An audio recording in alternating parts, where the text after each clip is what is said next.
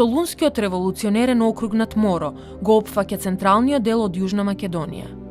Ни средината на округот тече реката Вардар, која го дели на две половини. До 1899 бил управуван од Централниот комитет, дури по оваа година добил свој окружен комитет. Јужниот дел од округот е претежно рамничарски. Планините погодни за движење на четите се протегаат единствено во северниот дел од реонот. Иако рамничарските региони не се погодни генерално за четите, сепак во овој регион има нешто специфично, кое што дава одлични можности. Во случајот станува збор за две блата. Едното е Енидже Вардарското блато или езеро, кое што се наоѓа десно од текот на Вардар, а другото е Араџанското блато. Мошто интересно е како македонските војводи, македонските комити научиле да ги користат тајните на овие блата. Всушност, тие почнале да го применуват, да го практикуват искуството на рибарите, бидејќи ова се сепак плитки езера, со многу бујна вегетација, со шамак и со трски, и внатре во нив рибарите за своите потреби граделе рибарски колеби налик на рибарските колеби што ни се познати од Дојранското езеро. Меѓутоа, бидејќи овие две блата се многу поизрастени со шамак, дава одлична можност за прикривање на четите.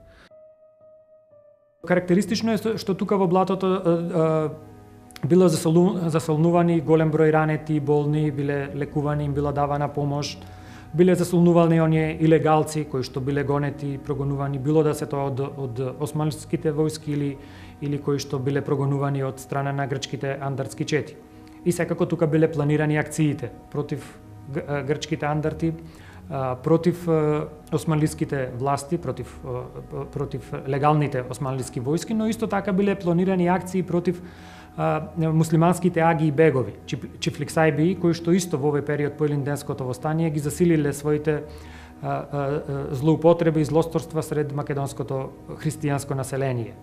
Аргир Манасиев, заедно со Апостол Петков, со Иванчо Карасулијата и со Спиро Карасулски, биле тие кои што ја формирале првата организирана чета на македонската револуционерна организација во Гевгелискиот реон. И тоа е една од карактеристиките на Апостол Петков и на Иванчо Карасулијата е тоа што тие најпрво биле водачи на арамиски дружини, на арамиски чети. Меѓутоа, како резултат на залагањето на Гоце Делчев и на Аргир Манасиев, тие успеале нивните чети и нивните активности да ги вклучат да ги легализираат, така да кажеме, односно да се вклучат во организираното македонско револуционерно движење и да ја напуштат таа нивна арамиска или разбојничка дејност која што имале претходно.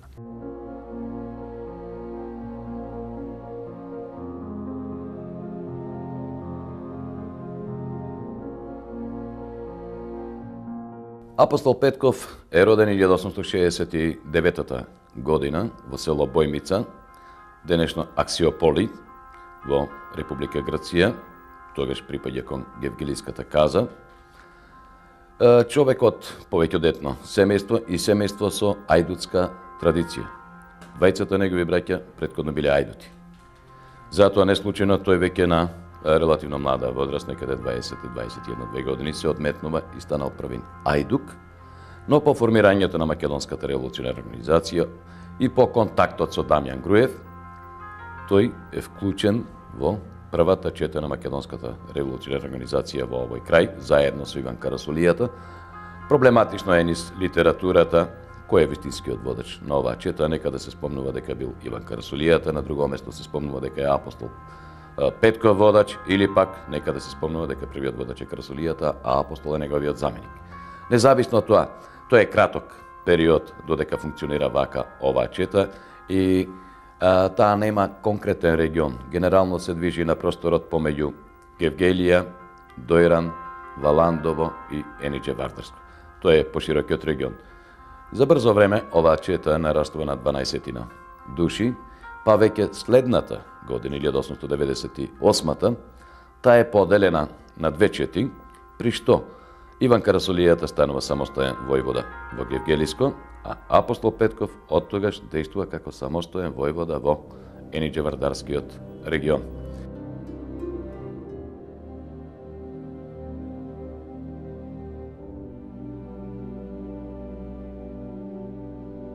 Вооружувањето на четата го помогнал повторно Аргир Манасиев.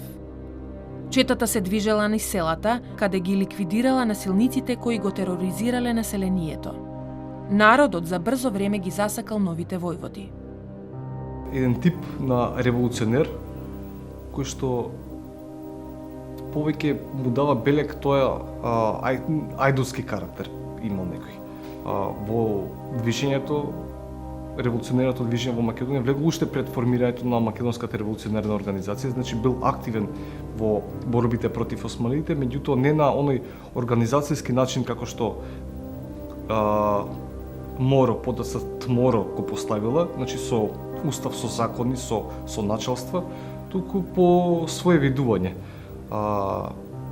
Со своите самоволија понекогаш се истакнул, претерувал.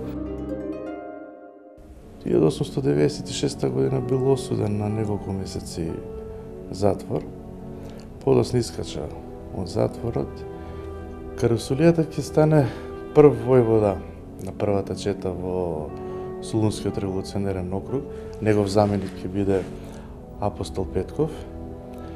И кога гледаме делувањето на Карасулијата, веднаш го разбираме неговото минато, неговиот карактер, неговата бунтовност. Тој именно успел да киднапира еден турски ага, Туран ага, од село Мемишли. Успел да добие откуп од 1200 лири, меѓутоа, што се случува? Кога требал да ги даде парите таму каде што најверојатно требало да дадат во организацијата, тој не се согласил, дал само 200. Најверојатно ова било еден од првите минуси, ако не прв минус во неговото делување. Потоа направил, така да се изразам со современен жаргон, еден кикс, најверојатно занесен од успехот со приказната со Туран. Навлегол во малото место Валандово, денес градчето Валандово, со цел да киднапира еден побогат и повлијатен прогречки ориентиран македонец патриаршиста, или гркомани, како што ги нарекува во тој период. Меѓутоа, тука ќе се судри со османлиската жандармерија и неговата чета ќе има 20 загинати. Тука почнува познатата Валандовска афера. Добар дел од населението ќе настрада од страна заради османлиските репресалии, иако во претходниот период сите сакаа да го прифатат или да го примат Карасулијата и неговата чета, веќе во организацијата се чувствувала нелагодност од неговото делување. Довербата која Централниот комитет ја имал во војводите Иван и Апостол веќе била разнишена. Сепак, нивната храброст и снаодливост била вреднувана и организацијата одлучила да им даде втора шанса. Но организацијата набрзо потоа им даде шанса, им даде поправен испит.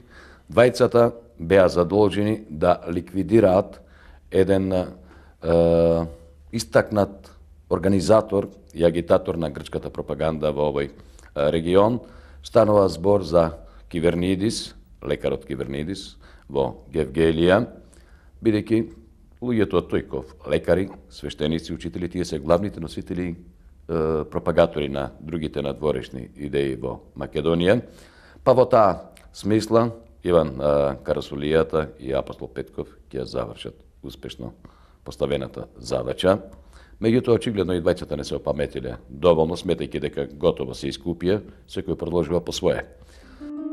Михаил Попето ќе се обиде да го доведе во ред Иван Карасулијата, но сите негови напори ќе бидат безуспешни.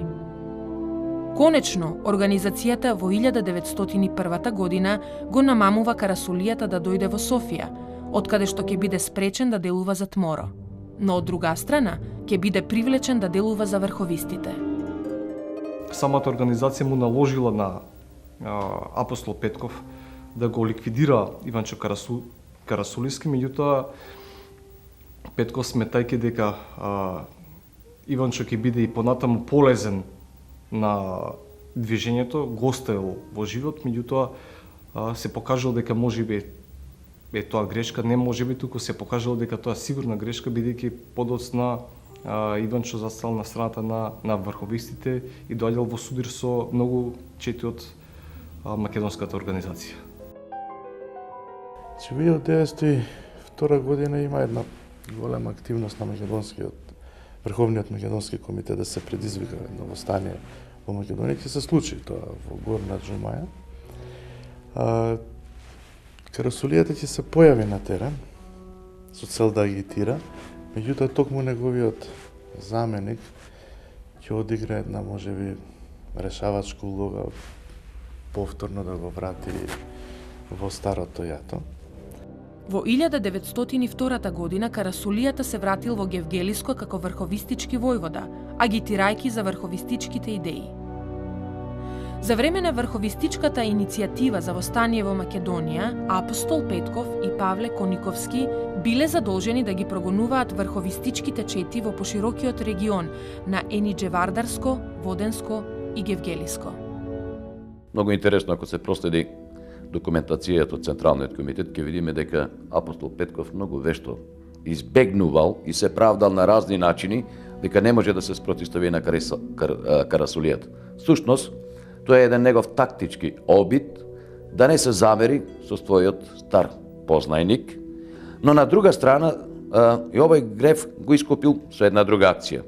Додека избегнувал да го фати и да го приведе Карасулијата, тој го фатил чичко му на Иван Карасулијата и го ја разоружал неговата чета.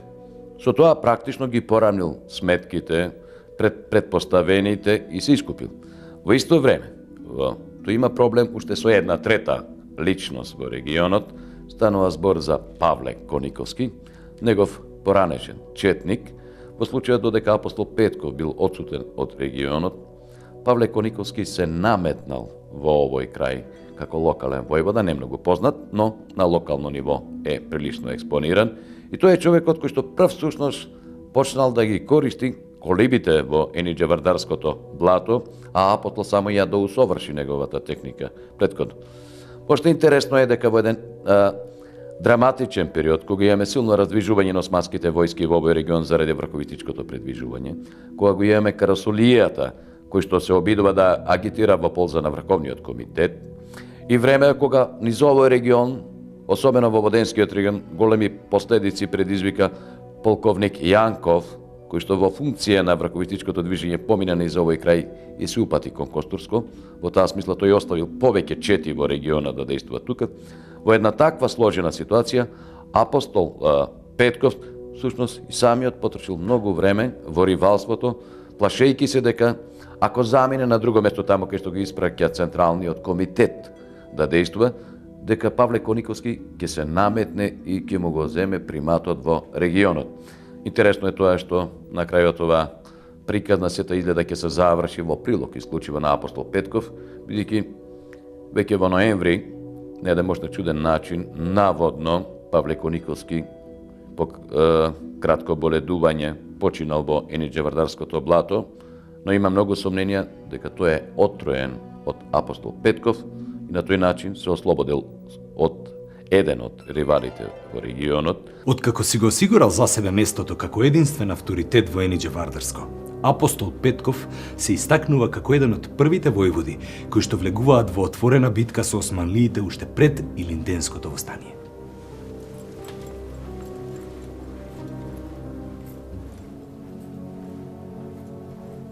Во месец февруари 1903 година неговата чета е откриена во неговото родно село Бојмица и се случува еден поголем судир со османските војски, при што четата има повеќе мина загинати, меѓу кои брат му на апостол Петков. За време на востанието, апостол Петков и Иван Карасулијата повторно соработувале, војувајќи ја заедно највпечатливата битка од овој реон, која траела цели 24 часа. Тие сами го испровоцирале судирот, бидејќи испратиле покана до османските војски да дојдат, да се судрат, да се ги одмерат силите.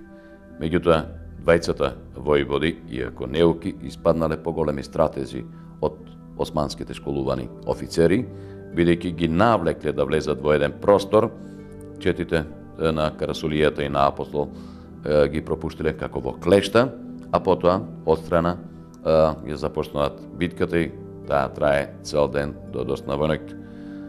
Загубите на четите се речиси минимални, а од османска страна имаме на вистина големи загуби.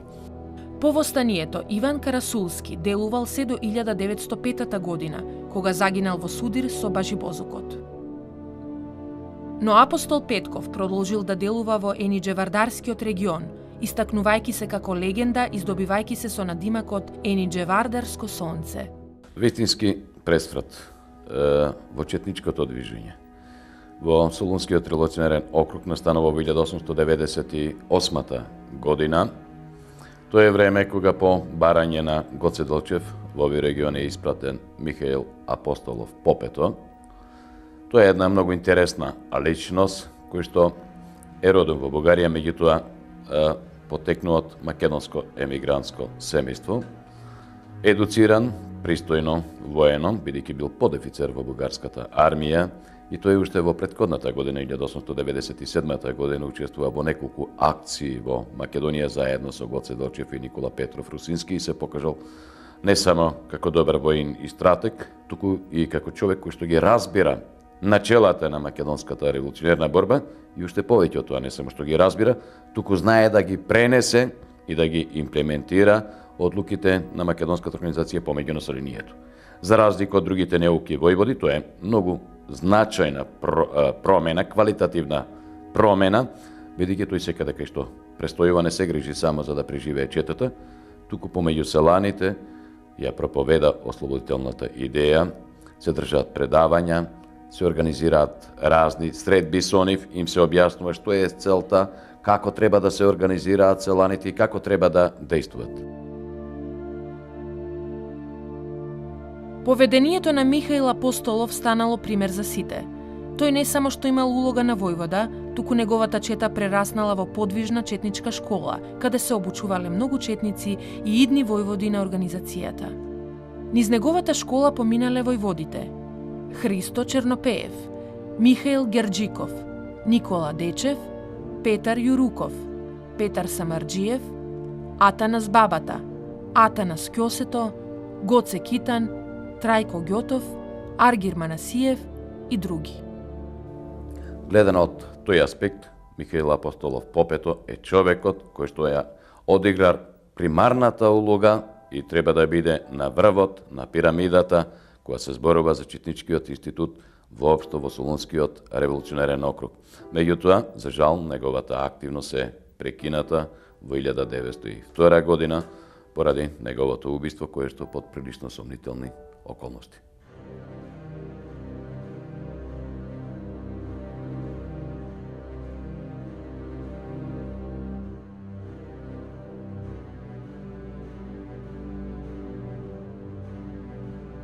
Значајна улога во Солунскиот реон имал и Христо Чернопеев. Бил резервен подофицер во бугарската армија, се додека не поминал обука за војвода во четата на Михаил Апостолов Попето и набрзо потоа станал војвода во Кукушко и Гевгелиско. По овој судир, османлиската власт дознала за масовноста на македонското револуционерно движење. Како последица, вршена била насилна истрага ширум територијата на Солунскиот округ. Чернопеев тогаш бил приморан да се засолни во Бугарија, а при неговото повторно враќање во Македонија, Делчев одлучил тој да делува на сосема друг регион, во околината на Горна Џумаја.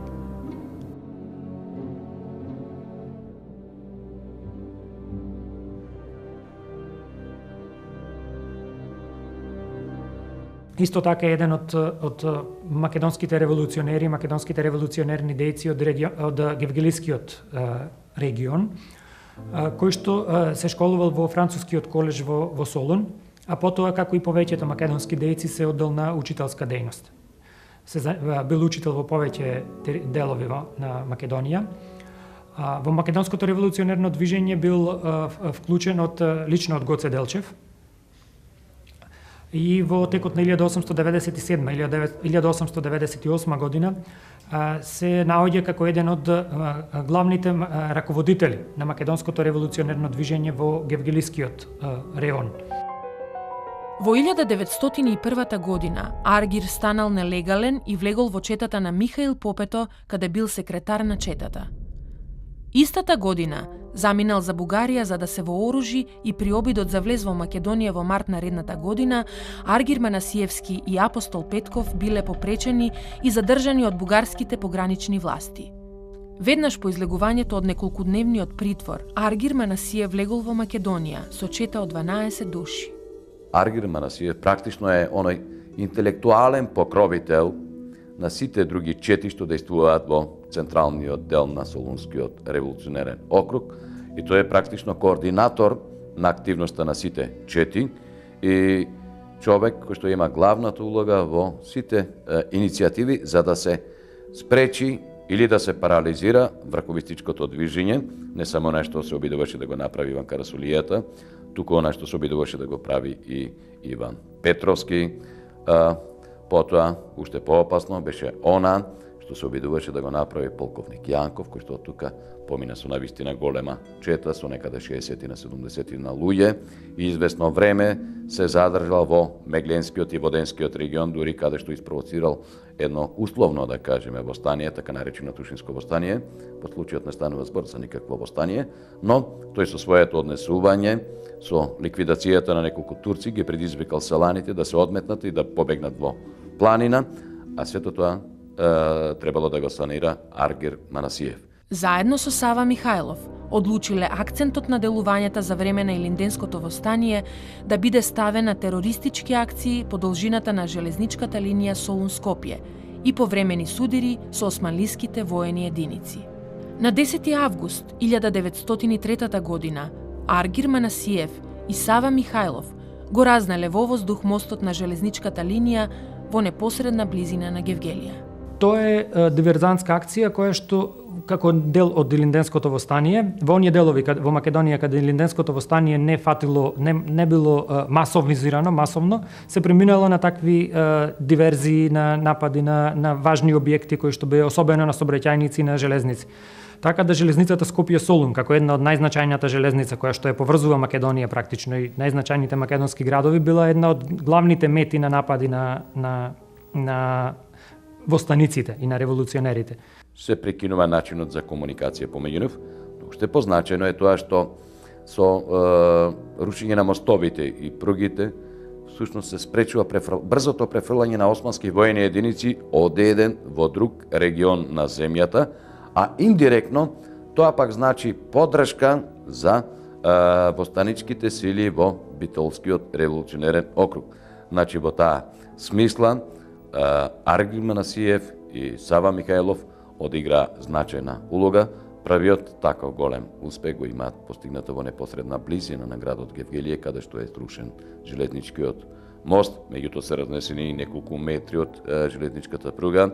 Нешто подосна, таков обид имале за рушење на мостот кај Демир Капија, меѓутоа таму се пресретнати од поголеми османски воени единици и оваа намера не е реализирана, но затоа пак имале неколку борби со османските војски во овој регион, за да набрзо после тоа повторно се вратат во централниот регион, во Гевгелиско, каде што некаде до крајот на октомври месец тие ќе действуваат со своите чети. Дури кон крајот, некаде најверојатно кон крајот на ноември, Аргир Манасиев со еден дел од четата од која е прогласена воопшто демобилизација на територијата на Битолскиот округ, тие се солидаризираат со таквите одлуки и за да може да се преживее зимата, а со тоа и да се намалат опасностите и врз населението и за самата чета, заминал во Бугарија. Сава Михајлов е роден во 1877 година во село Мачуково, Гевгелиско, денес Евзони. Сава завршил 3-класно образование во Цариград и 4-ти клас на Солунската екзархиска гимназија, пошто делувал како учител во повеќе места. Учителствувал најчесто во околината каде што е роден.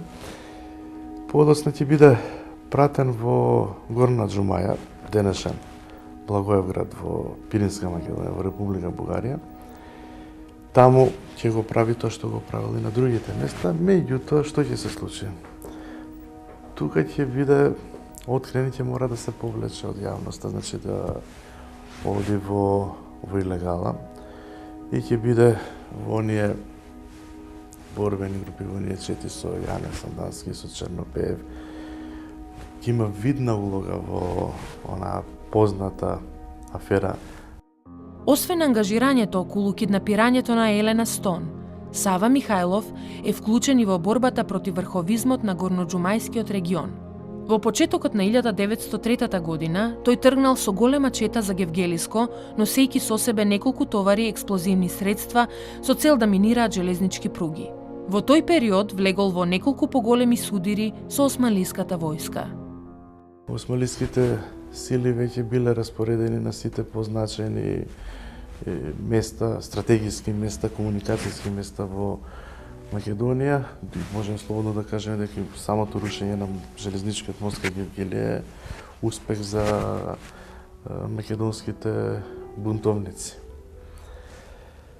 И по поразот во станието тој мора да се повлече извесен период во Бугарија и како еден дел од повидните македонски револуционери, тој ќе даде своите согледувања на познатиот софијски универзитетски професор Вилетич, кој што ги собирал спомените на македонските револуционерни дејци. И сега, нормално, кога си влезен во таа револуционерна борба, без разлика на еден пораз, очекуваш да продолжиш со работата и евентуално да ја добиеш војната. Меѓутоа, за жал, во март 1905 година, во битката кај Смол, тој ќе загине. Судирот со османлиските војски кај село Смол, Гевгелиско, во 1905 година е забележан како една од најкрвавите битки по Илинденското востание. Сава Михајлов, со цел да не се предаде на османлиските власти, да не биде фатен, испива отров и се самоубива на тој начин. Иако се уште неговото убиство не е целосно разјаснето, начинот на неговата смрт не е целосно разјаснат, меѓутоа се претпоставува дека е починат од отров и дека тоа е отров кој што самиот го испил и на тој начин се самоубил, затоа што на неговото тело всушност не биле најдени траги од насилна смрт. И неговото загинување е последица на оние нерешени проблеми веќе во организацијата. Кому да му се верува, кому да не му се верува, кој да биде сојузникот, кој да не биде сојузникот, влијанието на проврховистичките тенденции, па и проандартските, затоа што тој простор, Гевгелискиот крај, е подложен на влијание на двете строи, на грчката и на бугарската. Покрај пожртвуваноста и храброста, некои војводи се истакнале со своите романтични души. Таков пример е војводата Крсто Асенов.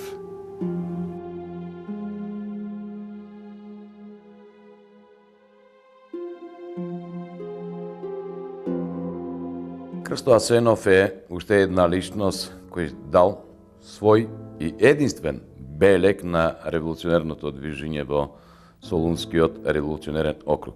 Станува збор за револуционер кој што е по потекло од Бугарија, родом од Сливен, човек кој што е ангажиран од страна на Гоце Делчев и човек кој што во екот на 1901-1902 година се нашол во рамките на македонското револуционерно движење. Неговиот прв регион на дејствување е во североисточниот дел на Македонија и многу позната е неговата улога во аферата Мис Стон, заедно со Сандански, со Чернопеев, со Сава Михајлов и редица други активисти. Асенов всушност во оваа афера ја има улогата на главен преговарач. Во мај 1903 во Кукушкиот регион дејствувале повеќе чети под врховна команда на Крсто Асенов. Меѓутоа тие биле откриени од османлиските власти и принудени на предвремени борби. Така во текот на јуни 1903 дошло до неколку последователни судири кај селата Драгоманци, Крондирци и Грамадна. Во последниот судир Крсто Асенов учествувал со 80 борци, од кои загинале 13 души, а меѓу нив и Милан Делчев, братот на Гоце Делчев. Набрзо потоа, четата на Крсто Асенов дала 12 жртви во судирот кај село Меѓурек. Постојанно се наоѓа под прогон на османските воени сили. За да може да го избегне редовниот прогон, формацијата на Крсто Асенов во еден период се сместува во Араџанското блато, каде што планирала и да го дочека почетокот на востанието. Станува збор за една голема формација, некаде над 100 четници, но тие и тука се откриени.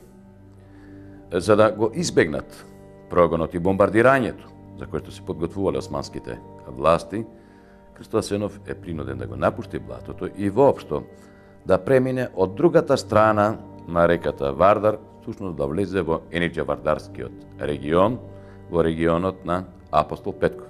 Ошто интересно е тоа што обсадата на Араџанското блато, во кој што се наоѓаше тој, траеше речиси цел месец. И откако четите забележаа дека немаат начин како да се спротивстават на османските власти, сепак преку ноќ, користејќи ги своите мали лодки, излегле од езерото и се префрлиле од другата страна. Уште поинтересно е тоа што осмалиите не го забележале излегувањето на четите од блатото, па 3-4 дена после заминувањето на четите, тие практично 2 дена едно по друго го бомбардирале со артилерија празното блато.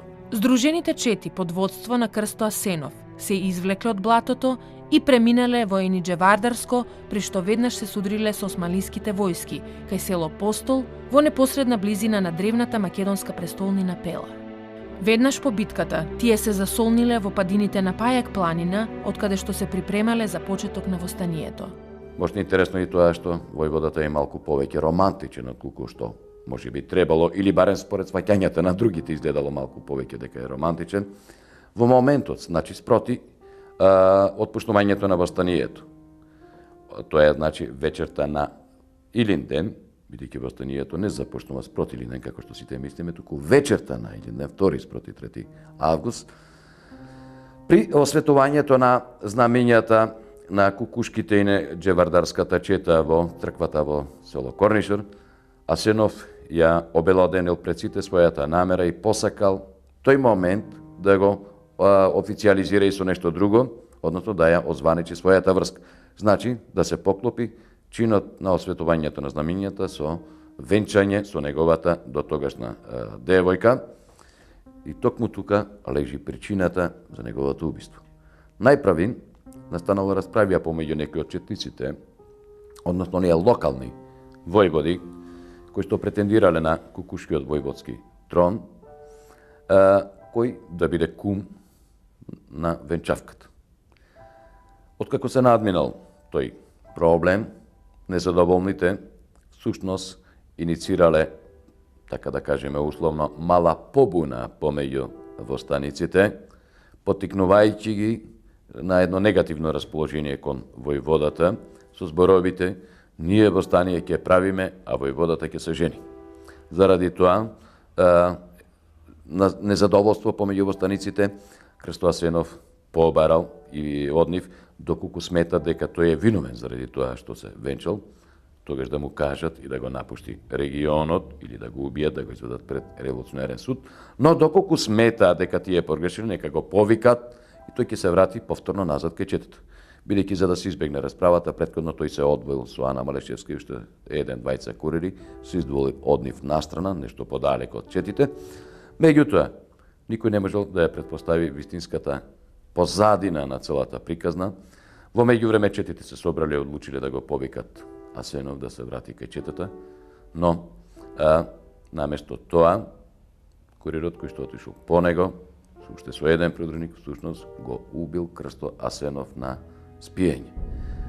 Поради ова убиство бил формиран револуционерен суд кој донел смртна казна за физичкиот убиец Големанов, која веднаш била исполнета. Гоне Бегинин ја одбегнал смртната казна поради вмешувањето на братот на војводата Крсто Асенов, кој побарал да му се прости.